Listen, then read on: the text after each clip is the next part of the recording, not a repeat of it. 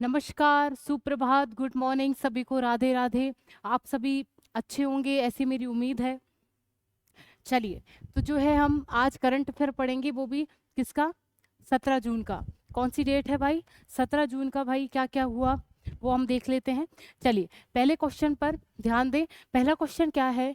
QS world university ranking 2025 में कौन सा भारतीय संस्थान टॉप पर रहा है? इसका ऑप्शन आपके सामने है। पहला है आईआईटी बॉम्बे, दूसरा है आईआईटी मद्रास, तीसरा है आईआईटी दिल्ली, चौथा है आईआईटी जम्मू। बताइए इसका आंसर।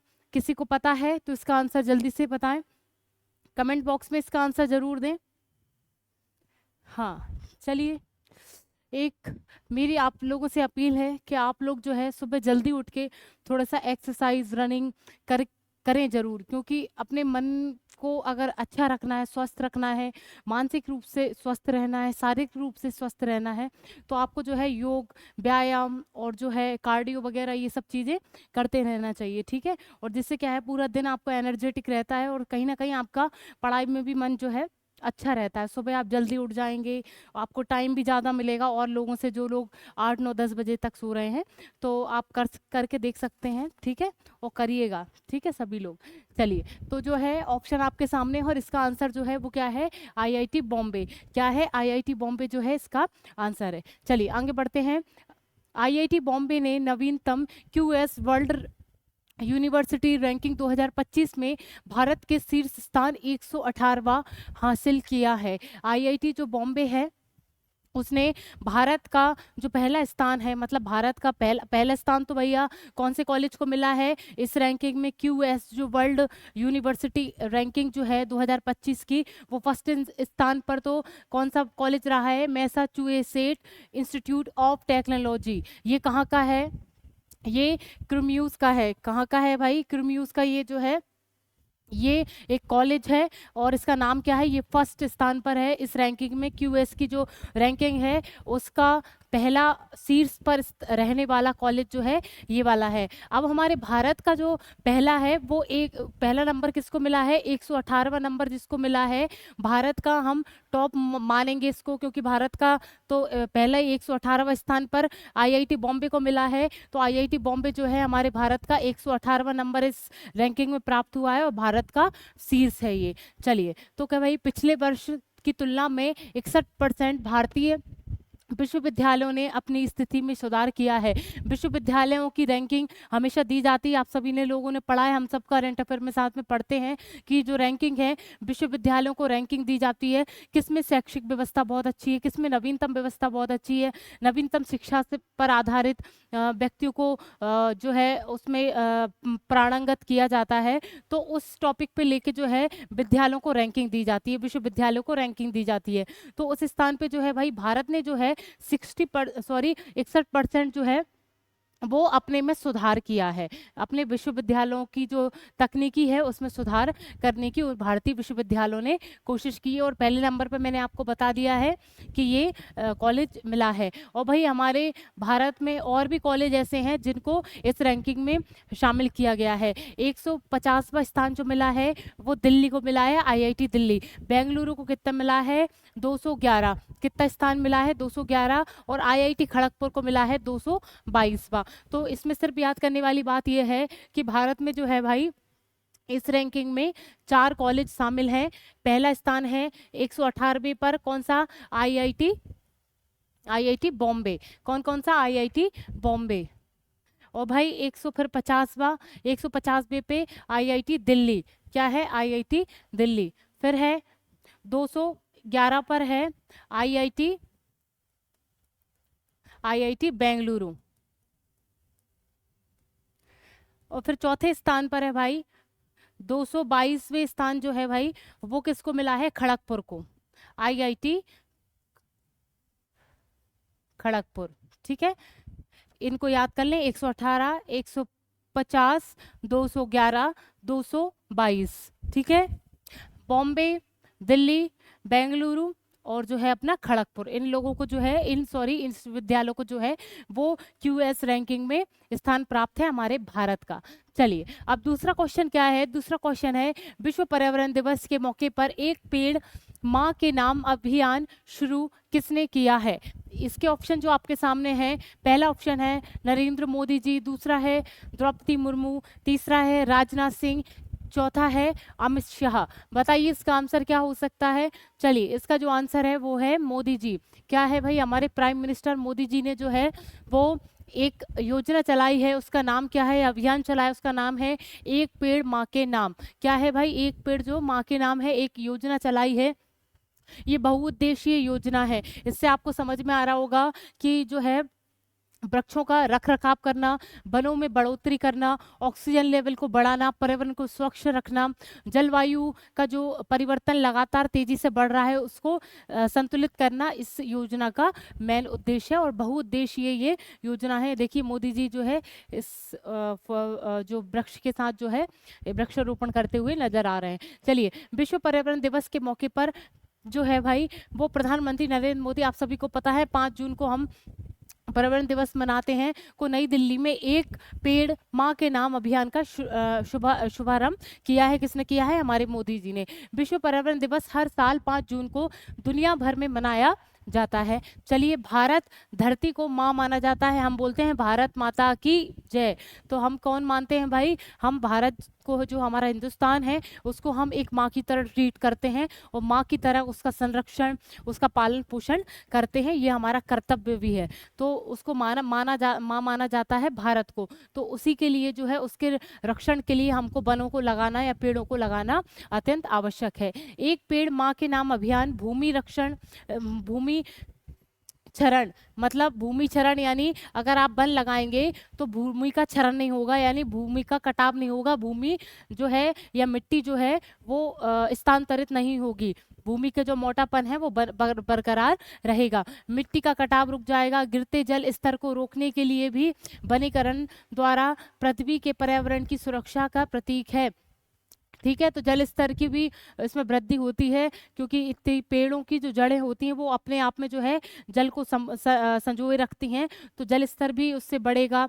तो बहुत चीज़ें आप सभी को पता है कि वनों के कितने कितने जो है उपयोग हैं, और अगर हम वनों को कहीं इसी तरीके से हम काटते रहेंगे और जो है लगाने के प्रति या वृक्ष को संरक्षित करने के प्रति अगर हमारी जागरूकता जल्दी नहीं हुई तो हम किस काल में जाने वाले हैं। तो ये खुद सचेतता की बात है कि अगर हम सजग हैं, हम जागरूक व्यक्ति हैं, तो ये चीज़, अगर हम युवा हैं तो इस चीज़ के बारे में भी ध्यान दें, सिर्फ अपने स्वार्थ के बारे में ही नहीं, और ये खुद का भी स्वार्थ है। अगर पेड़ ही नहीं होंगे, आप देख रहे हैं कितनी गर्मी पड़ रही है, तो पेड़ नहीं, अगर पेड़ नहीं लगाओगे तो ऑक्सीजन कहाँ से बढ़ेगी, ऑक्सीजन नहीं बढ़ेगी, गर्मी बढ़ेगी, बहुत चीज़ें होंगी, जलवायु परिवर्तन अत्यधिक तेजी से होगा। तो वन एक बहुत अच्छा माध्यम है जिसको हम ये जो है इसको हम कम कर सकते हैं, और ये हमारे हाथ में भी है। चलिए, तीसरा क्वेश्चन क्या है? हरियाणा सरकार ने वायु प्रदूषण से निपटने के लिए किस बैंक द्वारा वित्त पोषित 10,000 करोड़ रुपए की परियोजना की घोषणा की है? इसके ऑप्शन आपके सामने हैं। पहला है AIIB, दूसरा है ADB, तीसरा है IMF, चौथा है वर्ल्ड बैंक। बताइए इसका आंसर क्या हो सकता है?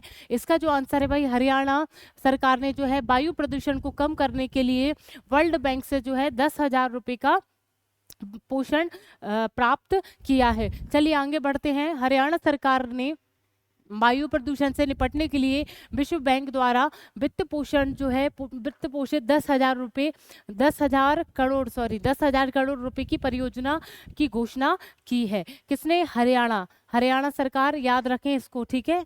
हरियाणा राज्य, हमारे भारत का हरियाणा राज्य वर्ल्ड बैंक से सहायता प्राप्त की है। इस परियोजना का उद्देश्य हरियाणा में वायु गुणवत्ता में सुधार करना है। वायु प्रदूषण जो है वो अत्यधिक मात्रा में हो रहा था, तो उसको संतुलित करना। इस पोषण का जो है ये जो रुपए लिए हैं उसको उसी क्षेत्र में लगाया जाएगा, जिसकी शुरुआत NCR जिलों से होगी और इसे पूरे राज्य में विस्तारित किया जाएगा। NCR जो है भाई राष्ट्रीय राजधानी क्षेत्र, NCR का क्या फुल फॉर्म है? राष्ट्रीय राजधानी क्षेत्र जो है वहाँ पर सबसे पहले ये उन जिलों में ये लागू होने वाला है। इसमें एक अत्याधुनिक प्रयोगशाला की स्थापना और 4 मौजूदा प्रयोगशालाओं का अत्याधुनिक आधुनिकीकरण शामिल है। ये एक जो प्रयोगशाला है, वायु प्रदूषण से लेके एक प्रयोगशाला स्थापित की जाएगी और जो पुरानी प्रयोगशाला है उसकी मरम्मत कराई जाएगी इस पोषण के आधार पर। और हमने देखा है कि दिल्ली हमारा जो राजधानी है भारत की, उसमें कितना वायु प्रदूषण है, तो कहीं ना कहीं वहाँ तक पहुँचने का ये प्रयास है कि वायु प्रदूषण जो है वो कम हो सके। अब वर्ल्ड बैंक के बारे में बात कर लेते हैं। इसकी स्थापना जो है 1944 में इसकी स्थापना हो गई। इसका मुख्यालय जो है वाशिंगटन में डीसी में है। इसके अध्यक्ष जो है अजय बंगा, क्या नाम है, अजय बंगा जो है इसके अध्यक्ष हैं। चलिए, और ये यूनाइटेड नेशन के तहत चलने वाली एक संस्था है वर्ल्ड बैंक। चलिए, चौथा क्वेश्चन क्या है, किस भारतीय क्रिकेटर ने क्रिकेट के सभी फॉर्मेट से संन्यास की घोषणा की है? इसके ऑप्शन आपके सामने है। पहला है केदार जाधव, दूसरा है MS धोनी, तीसरा है अंबाती रायडू, चौथा है रोहित शर्मा। बताइए इसका आंसर क्या हो सकता है? चलिए, इसका जो आंसर है वो है केदार जाधव। क्या है? केदार जाधव जो है इन्होंने सभी फॉर्मेट, क्रिकेट का कोई भी फॉर्मेट हो उससे संन्यास ले लिया है। इससे पहले हमने एक और क्रिकेटर का नाम पढ़ा था जिसने सभी फॉर्मेटों से, क्रिकेट के सभी फॉर्मेट से संन्यास ले लिया। उनका नाम क्या है? दिनेश कार्तिक। हमने पढ़ा है, आप सभी को याद होगा, दिनेश कार्तिक ने भी सभी फॉर्मेट से संन्यास ले लिया है। इसी कड़ी में केदार जाधव ने भी संन्यास लिया है। 39 वर्षीय पूर्व भारतीय ऑलराउंडर केदार जाधव ने क्रिकेट के सभी प्रारूप से संन्यास की घोषणा की है। वह हाल ही में क्रिकेट से संन्यास की घोषणा करने वाले दूसरे पूर्व भारतीय क्रिकेटर हैं। इससे पहले पूर्व भारतीय विकेट कीपर बल्लेबाज दिनेश कार्तिक ने रॉयल चैलेंजर्स बेंगलुरु के लिए अपना आखिरी इंडियन प्रीमियर लीग मैच खेलने के बाद संन्यास की घोषणा की है। हमने पढ़ लिया है कि दिनेश कार्तिक ने भी संन्यास ले लिया है, बस यही बात इसमें लिख रही है। चलिए, अब देख लीजिए कि जो दिनेश कार्तिक ने लास्ट मैच खेला था वो रॉयल चैलेंजर्स बेंगलुरु के लिए जो है अपना एक लास्ट वो खेला था मैच। और हम केदार जाधव की बात करें तो 2019 विश्व कप टीम का हिस्सा रहे थे। 2019 में केदार की बात चल रही है। ने आखिरी बार 8 फरवरी 2020 में आखिरी बार जो मैच खेला वो 2020 में ऑकलैंड में न्यूजीलैंड के खिलाफ भारत के लिए एक दिवसीय मैच खेला था। ऑकलैंड में खेला गया था, न्यूजीलैंड के खिलाफ खेला गया था और भारत की तरफ से ये खेल रहे थे। 2020 में इनका लास्ट मैच था। चलिए, अब पांचवा क्वेश्चन है आपके सामने, किस लोकसभा क्षेत्र ने सर्वाधिक नोटा मत प्राप्त करने का रिकॉर्ड बनाया है? इसके ऑप्शन आपके सामने है। पहला है अयोध्या, दूसरा इंदौर, फिर है वाराणसी, फिर अमेठी। बताइए इसका आंसर क्या हो सकता है? ये तो आपको पता ही होना चाहिए क्योंकि अभी जो है चुनाव संपन्न हुए, उसका रिजल्ट भी आया है और नई सरकार भी गठित हो गई है, मंत्रिमंडल भी सब बन गया है और सबको पता है किस किस जगह कैसी कैसी स्थिति रही है। इसका आंसर आप सभी बता सकते हैं। इसका आंसर क्या है? इंदौर। इंदौर में जो है अच्छी खासी संख्या है नोटा जो जिसने प्रेस किया है, नोटा जिनने मतदान के जरिए ये दर्शाया है कि हमें कोई भी योग्य नहीं लगता। अगर कोई नोटा का मतलब क्या होता है कि जितने भी लोग खड़े हैं, प्रधान खड़े हुए हैं, हमें कोई भी उन्हें अपने प्रधान के रूप में नहीं चुनना। हमें कोई योग्य नहीं लगता कि ये प्रधान के रूप में आ सकते हैं, तो इनमें से कोई नहीं, नोटा। ठीक है, तो वो दबाने का जो है हमें इनमें से कोई प्रधान के रूप में समझ में नहीं आता। नोटा यानी इनमें से कोई नहीं, तो वो लोगों ने वोट के जरिए अपना ये मत दिया है। नोटा के विकल्प का अर्थ और जो है वो नन ऑफ अबव जो है, नन ऑफ द अबव जो है ये ऑप्शन होता है नोटा का। इसे 2013 में शुरू किया गया। ये अच्छे से याद कर लें, जो नोटा का ऑप्शन दिया जाता है वोटिंग बूथ पे, तो वो जो कब से शुरू किया गया? 2013 से शुरू किया गया। जो मतदाताओं को चुनाव लड़ने वाले किसी भी उम्मीदवार को न चुनने का विकल्प देता है, जो मैंने आपको पहले ही बता दिया है। देश के चुनावी इतिहास में पहली बार नोटा को 2,18,000 वोट मिले हैं। बहुत बड़ी संख्या है ये, ठीक है, बहुत बड़ी संख्या है कि इस चुनावी जो माहौल था उसमें भाई 2,18,000 वोट जो है नोटा को दिए गए हैं। और इंदौर से भाजपा उम्मीदवार शंकर लालवानी, ये सभी को पता होगा कि इंदौर के जो है शंकर लालवानी जो है 7 लाख कुछ वोटों से जीते हैं और इनकी ये बहुत अच्छी जीत है। तो ये भाजपा की कमेटी से थे या उनकी सरकार थी, ने करीब 7 लाख वोटों से जीत दर्ज कर इतिहास रच दिया है। कुल मतदाताओं में से 14% से इनमें से कोई नहीं नोटा का विकल्प चुना है। 14% जो है वो लोगों ने नोटा दबाया है। चलिए, 2019 में बिहार के गोपालगंज में 51,660 नोटा मतदाताओं का रिकॉर्ड बनाया था। ये 2019 में इतना रिकॉर्ड बना था कहाँ पर? बिहार में। ठीक है, चलिए अब क्या है भाई, 2019 के आम चुनाव में कुल 61, 31, 33, 300 वोटों में से 65, 14, 558, 1.06% नोटा के लिए डाले गए थे। ये किसकी बात चल रही है भाई? 2019 की ये बात चल रही है। सुप्रीम कोर्ट के आदेश के बाद 2013 में नोटा की शुरुआत की गई थी, हमने ध्यान कर लिया है और पढ़ लिया है। सिर्फ इसमें से इतना याद करने की आवश्यकता है कि जो नोटा है वो इंदौर में सबसे ज़्यादा उम्मीदवार नोटा के थे और 2,18,000 कुछ संख्या में जो है नोटा प्रेस किया गया था। और इसमें एक और पॉइंट ये है याद करने वाला कि इंदौर में जो अभी विजयी हुए हैं भाई, वो शंकर लाल वानी जो हैं वो 7 लाख जो है कुछ वोटों से विजयी हुए हैं। ये अपने आप में एक ऐतिहासिक बात होने वाली है। तो इंदौर से कौन जीता है? भाजपा के उम्मीदवार हैं शंकर लाल वानी। ठीक है, और नोटा की शुरुआत कब हुई थी? 2013 में। ठीक है, और इसमें कुछ ज़्यादा याद करने की आवश्यकता नहीं है। छठवां क्वेश्चन है, हाल ही में कौन सा देश 2023-24 में भारत का तीसरा सबसे बड़ा निर्यात गंतव्य बनकर उभरा है? इसके ऑप्शन जो है आपके सामने, पहला है नीदरलैंड, मेक्सिको, चीन, सिंगापुर। बताइए इसका आंसर क्या हो सकता है? इसका जो आंसर है भाई सबको पता होना चाहिए, हमने पढ़ रखा है, नीदरलैंड। तीसरे नंबर पर जो है भाई निर्यातक देश जो बन गया है, हमारी अर्थव्यवस्था को बढ़ा रहा है, वो है नीदरलैंड।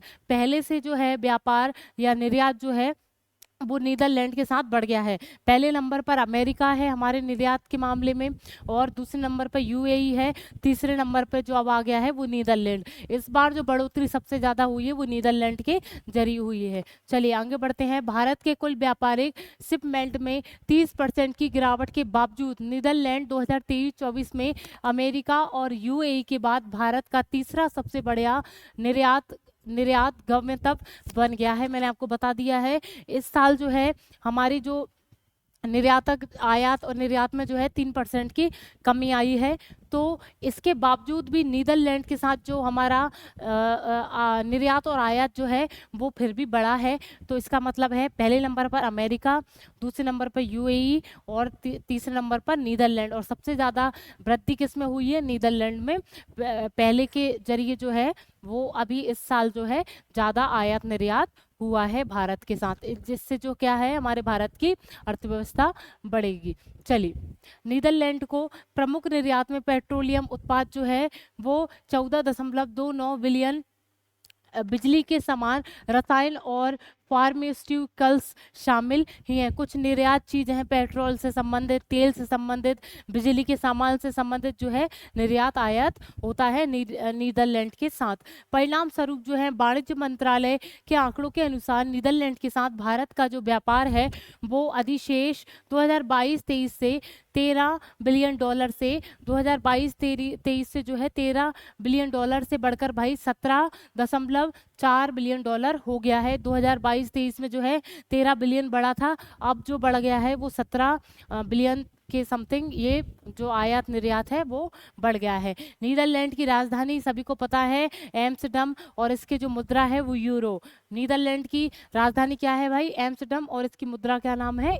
यूरो। अब सातवां क्वेश्चन है, अंतर्राष्ट्रीय क्रिकेट में 600 छक्के लगाने वाले दुनिया के पहले क्रिकेट खिलाड़ी कौन बने हैं? इसका ऑप्शन आपके सामने है। पहला है रोहित शर्मा, दूसरा है MS धोनी, तीसरा है विराट कोहली, चौथा है सूर्य कुमार यादव। इसका जो आंसर है भाई ये है रोहित शर्मा। क्या नाम है? रोहित शर्मा जी जो है भाई ये पहले क्रिकेटर ऐसे खिलाड़ी बन गए हैं जो लगातार 300 छक्के मार चुके हैं। चलिए अब देख लेते हैं भारतीय क्रिकेट टीम के कप्तान जो हैं रोहित शर्मा ने संयुक्त राज्य अमेरिका और वेस्ट इंडीज की सह मेजबानी, अभी हमने ये भी पढ़ा था कि अमेरिका और जो वेस्ट इंडीज की जो मेजबानी अभी हम पढ़ के आए हैं, ये क्वेश्चन आप सभी को पता होना चाहिए। दोनों ने संयुक्त रूप से ये मेजबानी की थी, किसने? अमेरिका और वेस्ट इंडीज ने। आयोजित 90 ICC T20 विश्व कप के उद्घाटन मैच में आयरलैंड टीम के खिलाफ भारत की जीत के दौरान कई रिकॉर्ड तोड़े हैं। किसने तोड़े हैं? रोहित शर्मा ने। ठीक है, ये जो ICC T20 वर्ल्ड कप हुआ था, ठीक है, और किसने मेजबानी की थी इसकी? अमेरिका और वेस्ट इंडीज ने।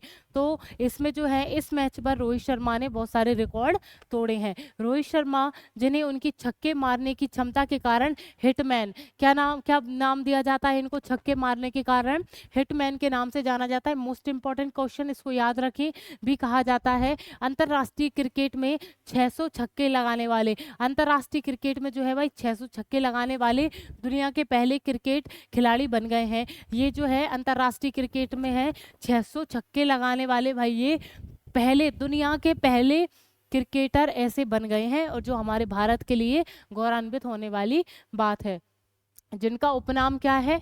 हिटमैन।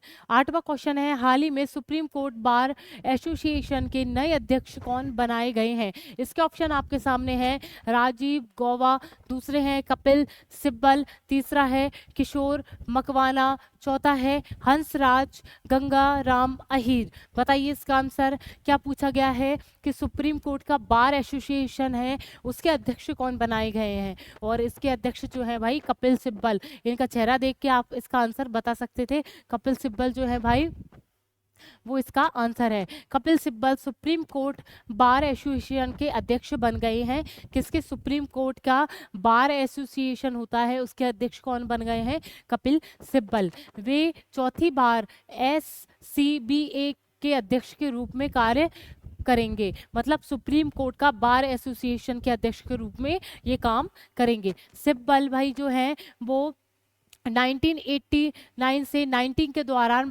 दौरान जो है भारत के अतिरिक्त महाधिवक्ता थे। ये जो है भाई 1989 में जो है और 90 के बीच में जो है ये भारत के महाधिवक्ता के रूप में कार्यरत थे। महाधिवक्ता कौन होता है? हम इसको भारत सरकार का वकील भी कह सकते हैं, जो न्याय का या विधि का बहुत अच्छा जानकार होता है। भारत की तरफ से या राष्ट्र की तरफ से अपना पक्ष, राष्ट्र का पक्ष रखने के लिए महाधिवक्ता का एक पद होता है। ठीक है, तो वे 1983 में वरिष्ठ अधिवक्ता बने। 1983 में कौन अधिवक्ता बने? किसका नाम भाई?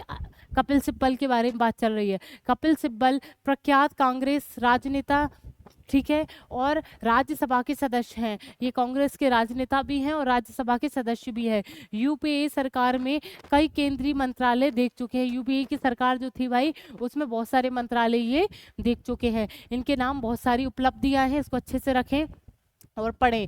1989 में ये महाधिवक्ता के रूप में चुने गए। 1983 में जो है अधिवक्ता के रूप में रहे ये, और कांग्रेस के जो है राजनेता के रूप में भाई राज्यसभा के सदस्य रहे। और फिर भाई हमने देखा कि UPA सरकार जो थी उसमें 2-3 मंत्रालय जो है इनके जरिए या उसके मंत्रालय के मंत्री रह चुके हैं। चलिए नोट पढ़ लेते हैं। हाल ही में सुप्रीम कोर्ट ने SCBA की कार्यकारी समिति में 33% पद महिलाओं के लिए आरक्षित करने का निर्देश दिया है। सुप्रीम कोर्ट का जो बार एसोसिएशन है उसमें अभी निर्णय आया है कि 33% जो है उसमें महिलाएं कार्य करेंगी, या उसमें नियुक्ति कितने परसेंट होगी? 33% महिलाओं की नियुक्ति होगी। अब नवा क्वेश्चन है आपके सामने, हाल ही में IDFC फर्स्ट बैंक का पूर्णकालिक निर्देशक किसे नियुक्त किया गया है? इसके ऑप्शन आपके सामने हैं। पहला है भाई आपके सामने KK मिस्त्री, प्रदीप नटराजन, संदीप बख्शी और दिनेश कुमार खारा। बताइए इसका आंसर क्या है? इसका आंसर जो है प्रदीप बनराजन को जो है इनके पूर्णकालिक निर्देशक नियुक्त किया है। क्या नाम है इनका? प्रदीप नटराजन। और इस बैंक की स्थापना कब हुई थी? 2015 में। इसकी स्थापना कब हुई थी? 2015। इसका फुल फॉर्म लिख लीजिए। इसका फुल फॉर्म है इंफ्रास्ट्रक्चर डेवलपमेंट फाइनेंस कंपनी। लिख लीजिए, इस पे नहीं लिखा है, मैं आपको बता दूं इसका फुल फॉर्म क्या है।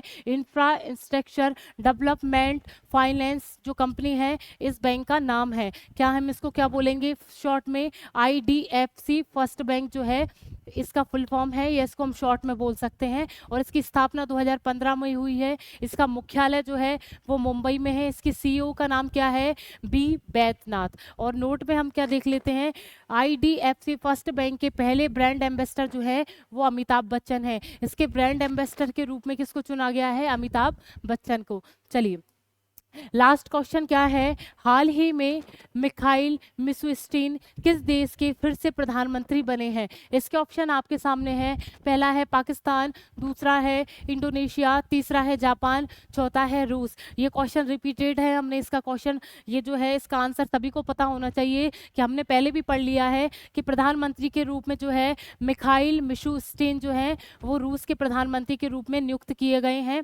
और जो इसके राष्ट्रपति हैं रूस के, पुतिन, व्लादिमीर पुतिन जो है, इन्होंने इनको शपथ दिलाई है। और ये जो मिशुस्टिन जो है, मिखाइल मिशुस्टिन, ये पूर्व राष्ट्रपति भी रह चुके हैं रूस के। ये हमने ऐसा सब कुछ पढ़ रखा है और वही इसके पिछले पेज में लिख रहा है, ठीक है। और रूस की राजधानी सभी को पता है, मास्को। इसकी मुद्रा का नाम क्या है? रूबल। राष्ट्रपति पुतिन, व्लादिमीर पुतिन। और इसका सैन्य अभ्यास, कौन कौन से सैन्य अभ्यास होते हैं? इसका पहला है अभ्यास इंद्रा, दूसरा अभ्यास है एबिया इंद्र, इसको अच्छे से याद रखें। और भारत के साथ कौन कौन से समझौते हुए हैं रूस के? पहला है S-400, दूसरा है AK-203, फिर और असोल्ड राइफल। ये जो है भारत के साथ समझौते हैं, इनको बहुत अच्छे से याद रखें। एक बार और रिपीट कीजिए, भारत के साथ समझौते जो रूस के हुए हैं, पहला कौन सा है?